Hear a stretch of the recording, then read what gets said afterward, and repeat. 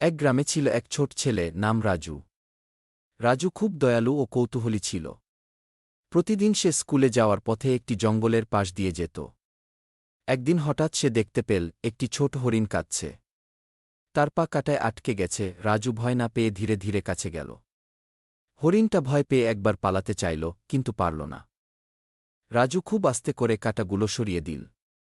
হরিণটা কিছুক্ষণের মধ্যে উঠে দাঁড়াল এবং রাজুকে একবার কৃতজ্ঞ চোখে তাকিয়ে জঙ্গলের ভেতর চলে গেল। দিন যায়, মাস যায়। একদিন রাজু জঙ্গলের পাশ দিয়ে ফিরছিল। হঠাৎ দেখল এক বুনো কুকুর তার দিকে তেড়ে আসছে। সে খুব ভয় পেল, দৌড়ানোর চেষ্টা করছিল। ঠিক তখনই সেই হরিণটি ঝোপের ভেতর থেকে বেরিয়ে এল।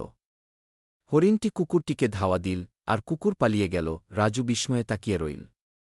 সেই হরিণ, যাকে একদিন সে সাহায্য করেছিল, আজ বিপদের দিনে তার জীবন বাঁচাল। শিক্ষা, ভালোবাসা আর সহানুভূতির কাজ কখনো বৃথা যায় না।